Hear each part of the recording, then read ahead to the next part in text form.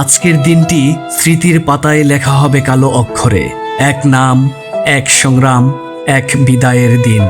শরীফ ওসমান হাদী, যিনি ছিলেন আন্দোলনের এক প্রাণ, আজ তাকে রাষ্ট্রীয় মর্যাদায় চিরবিদায় জানালো দেশ।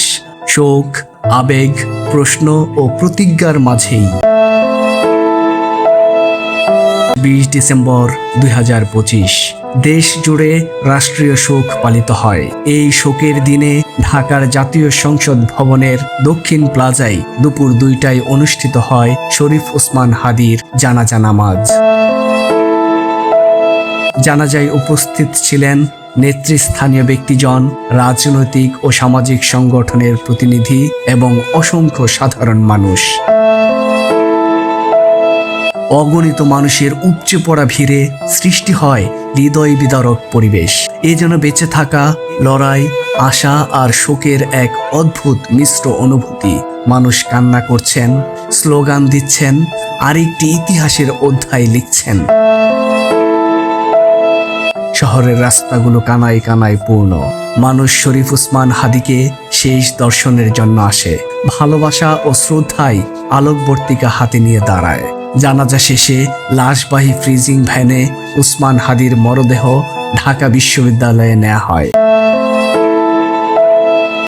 ঢাকা বিশ্ববিদ্যালয় কেন্দ্রীয় মসজিদের পাশে এবং জাতীয় কবি কাজী নজরুল ইসলামের সমাধি চত্বরে রাষ্ট্রীয় মর্যাদায় সমাহিত করা হয় বিপ্লবী ওসমান হাদীকে।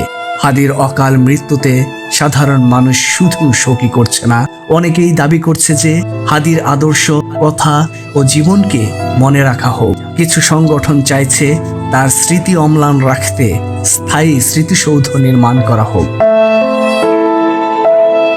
একটি জীবন যখন বন্ধুর মতো দাঁড়াতে শিখিয়েছে, একটি নাম যখন বহু মানুষের হৃদয়ে অম্লান হয়ে গেছে, তখন তার বিদায় শুধু শেষ নয়, এটি একটি নতুন শুরু। শরীফ ওসমান হাদী, আপনি চলে গেলেও আপনার ভাবনা, সংগ্রাম ও দাবি মানুষের হৃদয়ে বেঁচে থাকবে। 18 ডিসেম্বর রাতে শরীফ ওসমান হাদীর মৃত্যু সংবাদ আসে হাদীর ভেরিফাইড ফেসবুক পেজ ও পারিবারিক সূত্র থেকে। সিঙ্গাপুরের হাসপাতালে চিকিৎসাধীন অবস্থায় তিনি শেষ নিঃশ্বাস ত্যাগ করেন।